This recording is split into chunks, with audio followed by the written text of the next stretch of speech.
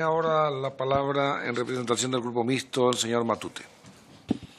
Sí, muchas gracias, señor presidente. Buenos días, señor Villarmir. En primer lugar, agradecerle que usted esté aquí y se lo agradezco por dos motivos fundamentales. El primero porque seguramente mucha gente, yo creo que la inmensa mayoría de los ciudadanos y ciudadanas se plantean quién manda realmente en el Estado español, dónde está el poder, qué forma tiene el poder o qué imagen tiene el poder. Y yo creo que usted, por el currículum que le han detallado, significa una muy buena parte de la historia del poder en el Estado español. Usted ha tenido la oportunidad, incluso con profusión, de explicar cuál ha sido su currículum, y no es un currículum menor en el Estado español, ni en la parte pública, es decir, en la que tuvo desarrollo en la esfera pública, ya arrancando en la época del franquismo en puestos de responsabilidades diferentes por designación, hasta en la esfera privada, donde ha señalado el volumen, bueno, no el volumen de negocio, pero sí la implantación y la fortaleza de su imperio empresarial, si me permite la expresión.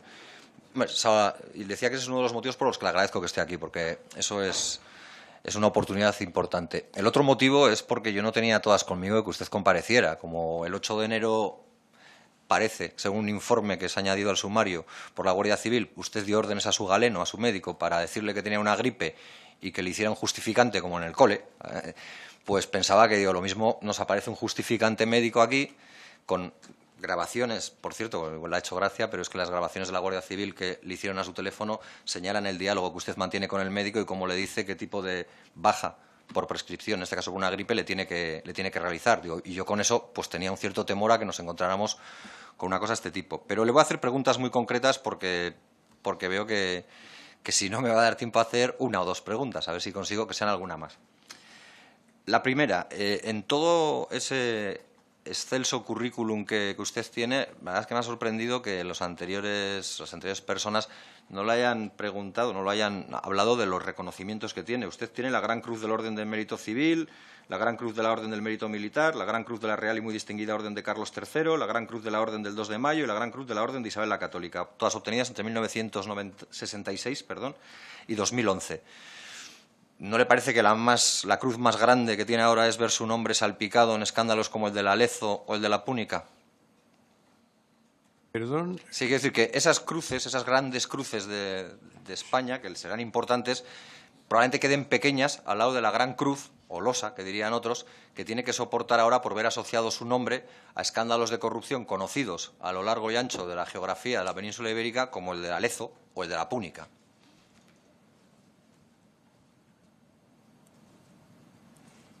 ¿Contesto? Sí, sí, sí. Bueno, lo primero, agradezco sus palabras sobre mi currículum. Yo creo que sí. Yo soy un español que ha trabajado mucho, de una familia modesta, muy de clase media, partiendo de cero. En mi caso todo es de primera generación. No tengo ningún antecesor que fuera ni rico, ni comerciante, ni tal. Cero, cero, cero. Y salí buen estudiante y sí creo que he tenido una actitud permanente de trabajar. Se ha referido a que yo forme parte del poder de España. Yo creo que sí, que en el mundo de la economía existo. En este momento el Grupo Villarmir, en el ranking de actualidad económica de las empresas de España por cifra de ventas, por tamaño, en los datos del último año, de 2017, soy el grupo número 20, habiéndolo fundado yo hace 31 años y partiendo rigurosamente de cero. Cero.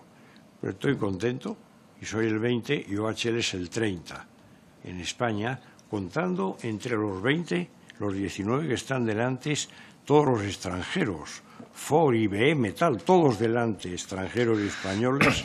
Soy el 20, pues bueno, existo, como en el mundo económico existo.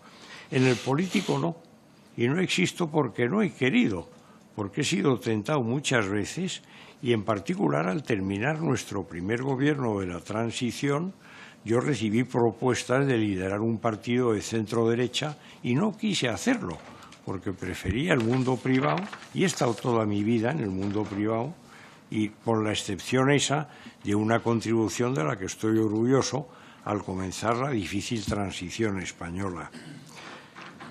El 8 de enero y el médico, yo sigo trabajando 12 horas diarias, pero la verdad es que tengo hoy, y tenía el 8 de enero, 86 años. Y mi padre se murió con 90 y se murió de neumonía. Y el médico lo me dijo es que tenía un principio de neumonía, que tenía que tomar antibióticos y estar unos días en cama sin salir. Y como dato, fue la primera vez en mi vida que dejé de ir a una Junta General de OHL que se celebró en esos mismos días. Es decir, yo estaba verdaderamente afectado, me recuperé afortunadamente y estoy bien, pero nada de interpretaciones poco menos que de quererme. Yo lo decía por las grabaciones literales que dicen que usted dice, vamos.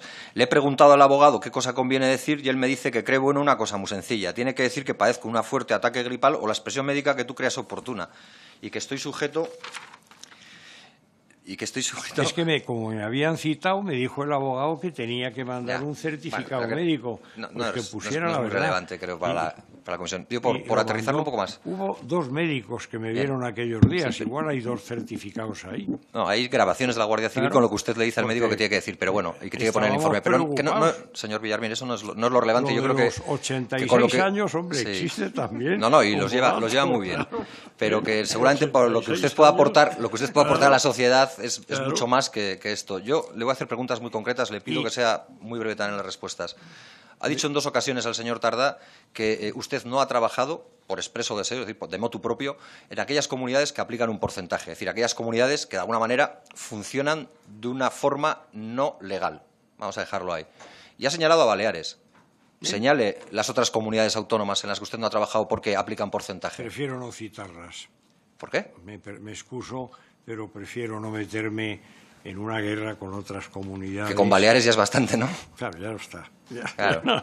Esa es público porque está en el juzgado y eso ha tenido una sentencia y sigue todavía abierto. Ya.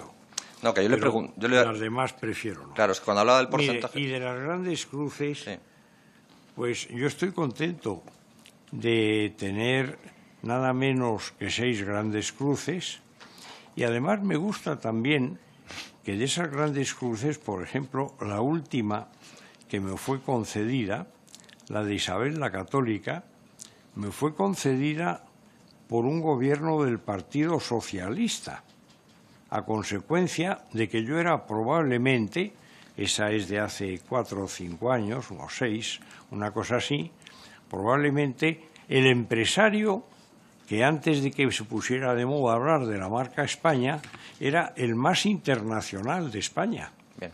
Y estaba por el mundo entero y, bueno, se me reconoció por el gobierno socialista con la Gran Cruz de Isabel la Católica. Señor Villarmir, le hago más preguntas para que pueda lucirse más. De Lezo y de Púnica no le preocupen a usted nada. No tiene nada que ver conmigo ninguna de las dos. Pero señor Villarmir, a mí me preocupa... Cuidado porque son temas que están sub iudice y yo soy también abogado, aparte de ingeniero de caminos y soy otras cosas, pero con el artículo 305 de la Ley de Enjuiciamiento Criminal tengo obligación de guardar secreto respecto de temas que están sub iudice. Sí, no, yo le decía que Pero en esos 2 temas lo que sí puedo decir es que ninguno de ellos tiene relación conmigo y que hasta ahora, cuando he pedido al juez, su señoría, el juez instructor del Juzgado Central número 6 de la Audiencia Nacional,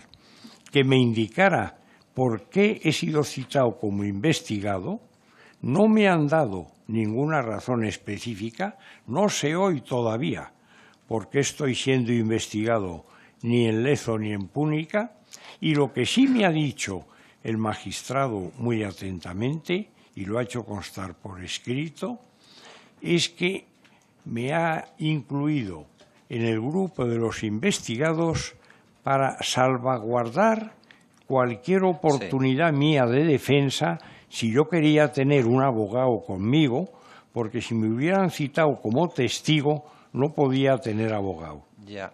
Y en atención a eso, pues por ahondar un poco, por salvaguardar mi capacidad de defensa, sí. Me han citado en los dos casos como investigado.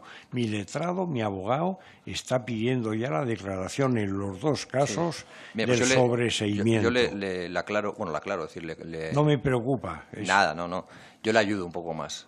No solo para salvaguardar su capacidad de defensa, que deberá ejercerla porque le imputan a usted por las obras del Metro de Madrid. Le imputan y se puede enfrentar a delitos como el de prevaricación, malversación, fraude, cohecho, organización criminal, blanqueo de capitales, falsificación de documentos mercantiles y tráfico de influencias. Y yo, que comparto con usted que hay que sancionar con dureza todos los casos de corrupción, creo que es bueno que usted tenga su derecho a defenderse, porque de esto, de lo que le están imputando, si se pudiera probar que fuera cierto, dado que todavía no hay conclusiones finales, pues alguien tendrá que responder, quien sea.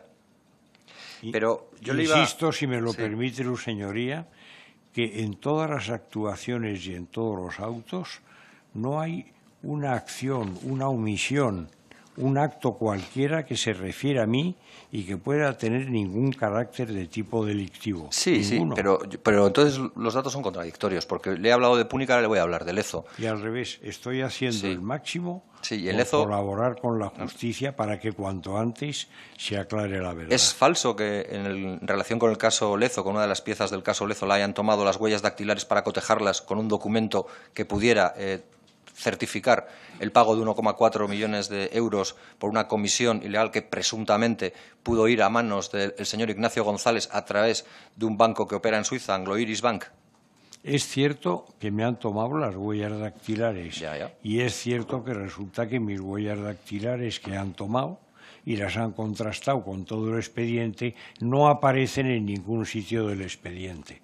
También eso es cierto. Es cierto que no han salido las conclusiones todavía. Que es cierto, hasta donde yo sé, que no han salido las conclusiones todavía, que le han tomado las huellas y que estamos a la espera. De que es así. El abogado me ha informado de que es así. Bien. ¿Usted conoce a Rafael Martín de Nicolás? Sí.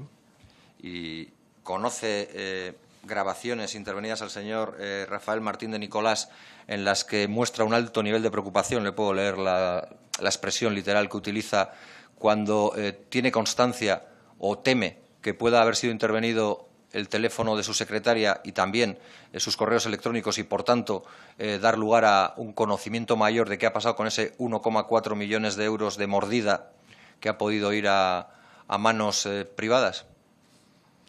Mire, conozco a don Rafael Martín Nicolás porque es un ingeniero de caminos que ha trabajado muchos años en Obrascón y ha llegado a ser director de construcción en España entera. Y creo que es un ingeniero de caminos eficaz. Desconozco la intervención de su teléfono, lo que él haya dicho y cualquier relación que pudiera tener con este caso.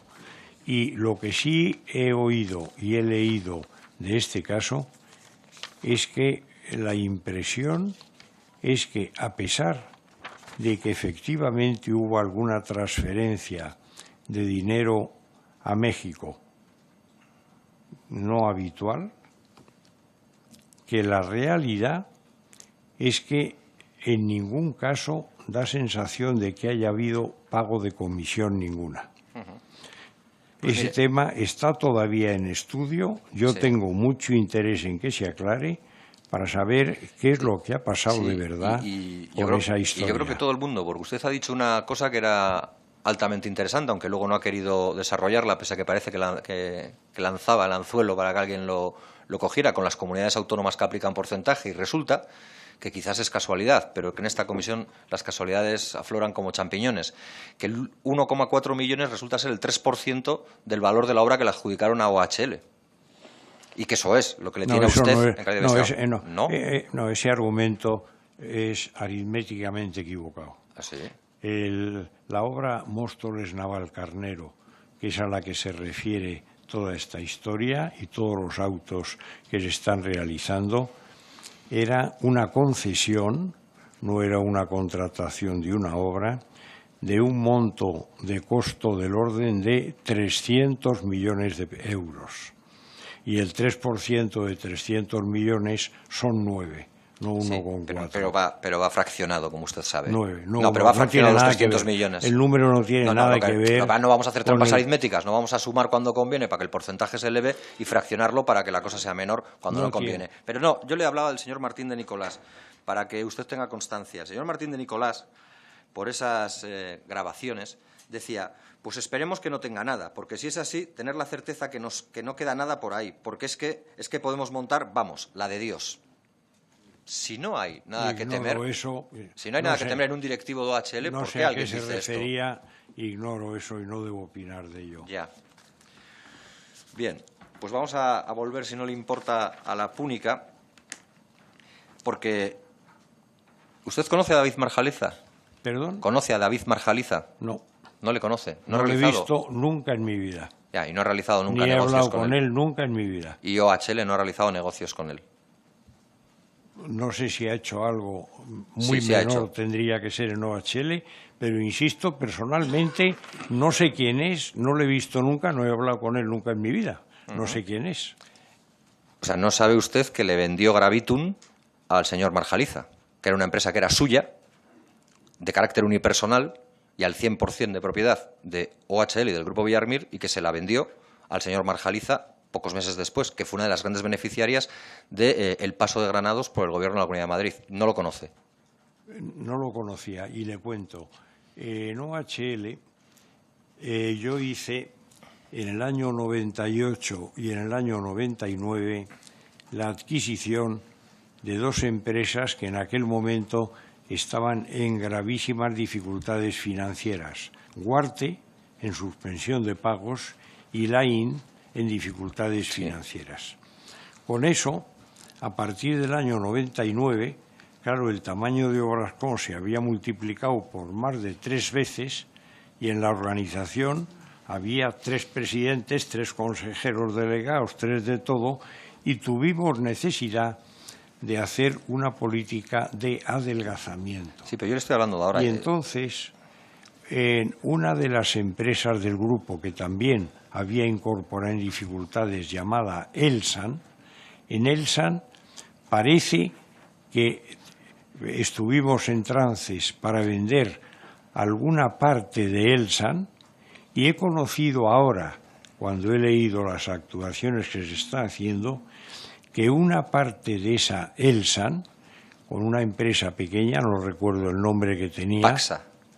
Elsan y Paxa son las dos empresas. No, pero eso era la madre. Lo que se vendió fue una parte pequeña de filial de Elsan, fue vendida, y puede que el comprador fuera este señor Marjaliza, al que no conozco. Pero yo creo que debió ser una venta como de 1 millón de euros o una cosa así, que ni siquiera, ni yo me enteré. Sí, y ahí está el truco, que es que esa empresa luego se llevó una cantidad de obra pública que ya había sido adjudicada pero no ejecutada. Esa es la cuestión que llaman el entramado societario con el que usted beneficia al señor Marjaliza, y eso es algo que aparece en el auto y que aparece también soportado por informes de la UDEF y de la UCO. No debemos tergiversar las cosas.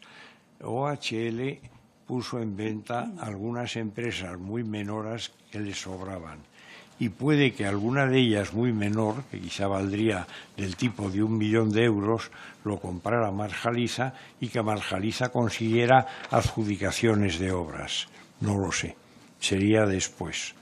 Sí. No en la etapa anterior. Y siguiendo con Púnica, y para ir finalizando, porque me quedará poco tiempo ya, ¿por qué cree usted que el juez decide imputarle por la caja B del Partido Popular de Esperanza Aguirre? Si usted tiene una política de tolerancia cero con la corrupción y además lo ha señalado que es uno de los pilares fundamentales de su acción empresarial. ¿Cuál es la pregunta? El juez decide imputarle a usted, al señor Villarmir, por la caja B del Partido Popular de Esperanza Aguirre. Cuando dice Esperanza Aguirre, digo de la Comunidad de Madrid, en la época en la que ya fuera caso secretaria Púnica, general. dice. Sí. Sí. Que le imputa. Que cree que le mueva al juez si usted es una persona tan inflexible con la corrupción. Ahí es donde el juez, ese juez que cita usted, el magistrado del Juzgado Central número 6 de la Audiencia Nacional, Manuel García Castellón, ha dicho que se me ha citado como investigado para no perjudicar mis capacidades de defensa, pero insisto, no hay ningún hecho, ni Vale. por acción Termino. ni por omisión, Sí. que se refiera a mí en nada de los papeles del caso Púnica. Nada. Tres cuestiones muy concretas. Le pido brevedad, porque yo voy a ser muy breve. No voy a adornar las preguntas con una reflexión así muy extraña y alambicada.